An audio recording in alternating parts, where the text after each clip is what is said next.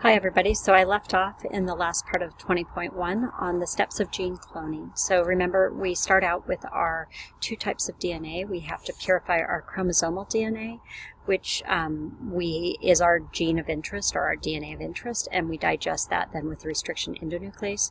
We also purify the plasmid or the vector, and we digest that with the same restriction endonuclease, so that we have ends on both of these DNA sequences that will allow them to bind together. So once we do that, we can mix our chromosomal DNA fragments with that digested vector or digested plasmid, and then with DNA ligase to join this back together. And so with this, we can introduce that recombinant vector with the chromosomal DNA into host bacteria. So if this is a plasmid, once we have done this recombination event, then we can have bacteria that can pull that up. And we do this through a process called transformation. If you haven't had microbiology, this is just the process by which some bacterial cells have the ability, if they're what are called competent cells, to actually take up DNA that's in their environment. So often this is a way for bacteria to increase their diversity or variation of their genetic information. And so what they actually can do is they can actually pick up bits of DNA maybe that have been left in the environment from bacteria that have been killed, and therefore have increase their genome. So in this way, though, we can actually chemically treat bacterial cells in a way so that they become competent cells, and when we mix this with this recombinant plasmid, they'll actually take that up. So that plasmid will be taken up by the cells, and then that cell can replicate it and also express the genes on it. So the way that we can tell if the bacterial cells have picked up that vector is that we go through what we call selection of cells that have the vector.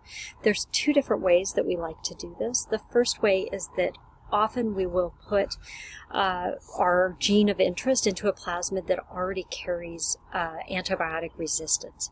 And so often what we do is we have one that maybe has ampicillin-resistant plasmid, which means that without any cells that do not have the vector or that plasmid within them will die in the presence of antibiotics. And it's a quick way to screen then if we have done that transformation experiment and we spread out these bacteria onto media with the antibiotic. Only the colonies that we see will have taken up the vector, because that means they have the ampicillin-resistant vector in them. So another way that we can do this is also through a selection of cells, is that we actually have the place in our plasmid that will take up the chromosomal DNA. We have it in the middle of a gene.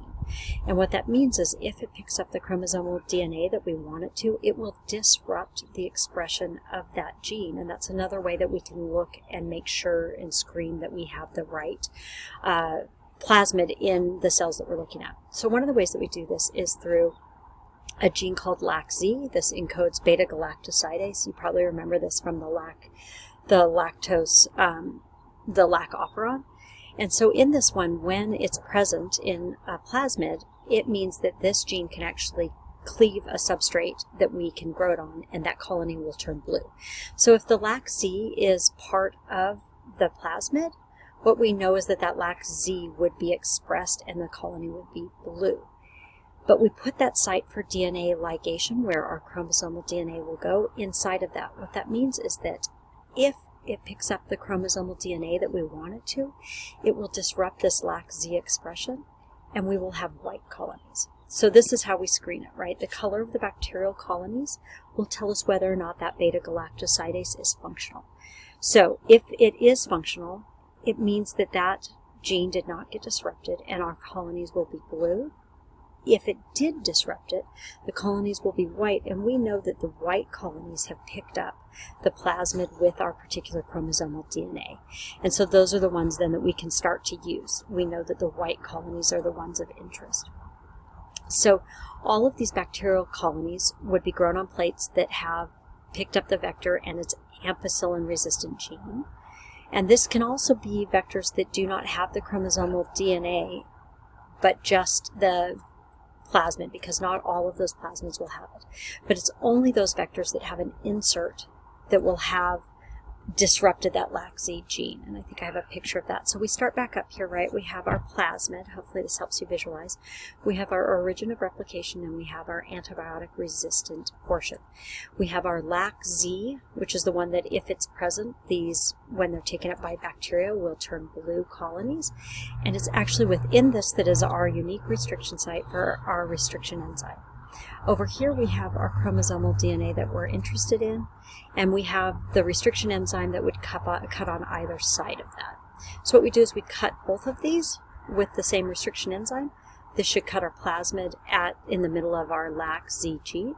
And what it'll do is it may cut even more pieces of the DNA depending on how many sites that restriction enzyme sees in our particular DNA of interest. And what we're looking for is this one in the middle, right? It has the ampicillin resistance, it has the origin of replication, and it took the gene of interest in the middle of that LAC-Z gene. What you could get, though, is you may get that plasmid just recirculizes. It still can grow on the antibiotic medium, but it will be blue because the LAC-Z is here. Or we could get this one as well, where we have disruption here. It's grown, it's in this particular one, but it's not the chromosome of interest. And so from that, we can start to think about how we might go through and figure out which one is the one that we really are interested in. So in order to do that, we can mix then these DNA with many E. coli cells, and that don't already have this plasmid, so they don't have the antibiotic resistance or the LAC-Z. So this is where we do the transformation, and we get this particular bacterial cell to pick up the plasmid. Now what you can get is if you get the recirculized vector, we know that that is not going to be helpful because those are blue. It means that it did not jump in the right place. We can get the recombinant vector here, and the beta-galactosidase is inactive, which means that the colonies then in this case are white. So we know that we've broken that up, but because they've grown here too, it means they have the ampicillin resistance. So from that, this is a way that we can actually check to get that gene of interest, right? Where we've broken it up and that we have the ampicillin resistant. And that means that we can now start to study those colonies. So one of the things that we need to be able to do too is to be able to make cDNA, which is complementary DNA. And this is especially important when we're looking at RNA viruses, but it also can be important if we want to look at RNA, messenger RNA in a given organism, because we know that the introns would be spliced out, and so that particular sequence would be more useful than looking just at the DNA. So the way that we do this is that we can make DNA that is a copy from the mRNA or the RNA of something like the coronavirus. And as I said, the DNA copy of that mRNA then will lack introns, which is really useful if we want to do expression in prokaryotes. It means that we're just having the part that would be expressed for that particular gene. So for studying just those genes that are transcribed, cDNA, the complementary DNA, is really useful. So that DNA that is made from RNA is called that complementary DNA, shortened to cDNA, and it can be either single or double-stranded. When you guys looked at this for your case study, your homework in the lecture portion from last week, you guys already looked at this complementary DNA. I think this was for just the lab, but for those of you, we are looking at this because coronavirus is an RNA virus. It means that in order to really study it well, we have to make complementary DNA to get the sequencing of it. So copying of that RNA into DNA is doing basically the opposite of what we think of central dogma, right? We normally think of DNA goes to RNA, that goes to protein expression or protein synthesis. In this case, we're starting at the RNA and we're turning it into DNA. And we do this through reverse transcriptase. We can use enzymes that are found in retroviruses that actually do exactly this. They take RNA as the template and they make this complementary strand of DNA. And it is those naturally occurring in retroviruses that they have to do this to copy their RNA into DNA. So something like HIV would be an example of one that is a retrovirus. It's an RNA virus that actually will reverse transcribe its genome to allow it to insert itself into human DNA. So this is just showing what this would look like. Up here it's showing mRNA, but you could just as likely think of it as the RNA genome of coronavirus.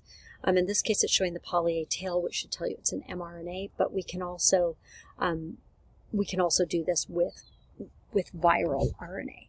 And what we can do is we can add this complementary start, basically, from that 5' to 3' end, and then we use reverse transcriptase along with the dNTPs, so the A's, T's, C's, and G's, that will go along and match up those complementary bases to our RNA strand.